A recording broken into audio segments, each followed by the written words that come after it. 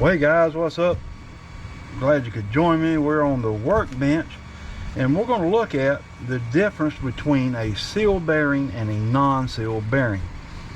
So what I have on the table here today, I have a Penn Fierce 3 in the 3000 series, and I have a Penn Battle 3 in the 2500 series. So we're going to take these apart, take a look at them, and I'm going to show you the difference between a sealed and non-seal bearing. And I'm also going to show you a non-seal bearing that has been subjected to salt water. So we'll go ahead and take it apart. We're going to speed this up so it doesn't take so long, but it's not going to take that long anyway. So here we go.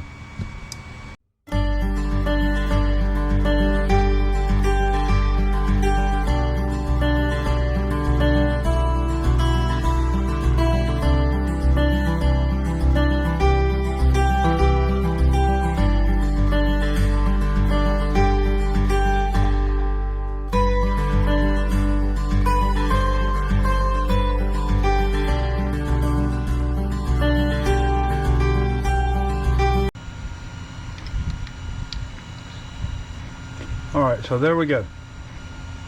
Now, you can see right away, you can see a difference right away. We'll pull the bearing off of this. This is a non-sealed, make sure I don't lose those two washers. Put those back where they go. This is a non-sealed bearing, as you can see. There is a retainer in here. There is a retainer in here that keeps the bearings in, the balls, the BBs, that keep those in.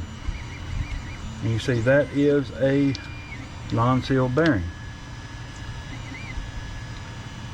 You look here in the Penn Battle 3, this is a sealed bearing. You see that blue piece of Teflon? That is a sealed bearing. You can also see it on the flip side. Put that back on there so I don't lose that washer. But you don't see anything like that on the Penn Fierce. It's not sealed by any means. So there's your difference between a sealed and non-sealed bearing. Now what I'm going to show you is a bearing, a non-sealed bearing that has been subjected to salt water for many years. This came out of an old quantum reel I've had for many years.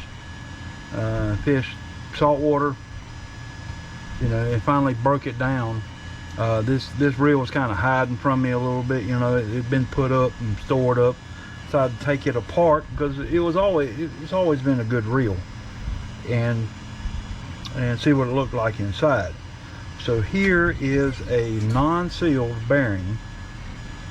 As you can see, it still has the retainer in both sides, but look at the rust inside. Now this bearing is still, I've cleaned this thing, it's rough, but it still spins.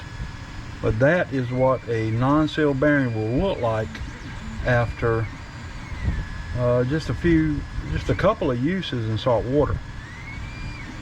So if you can get you one, if you can get you a sealed bearing like on this Penn Battle 3, you'd be much better off. Now you have a bearing here, you have a bearing on the other side, you also have a bearing in here, and they're all waterproofed or sealed, and they'll last you a lot longer. Both of these have been fished in salt water. Can't really tell a difference in them. This one, this 3000, is probably maybe 8, 9, 10 months old.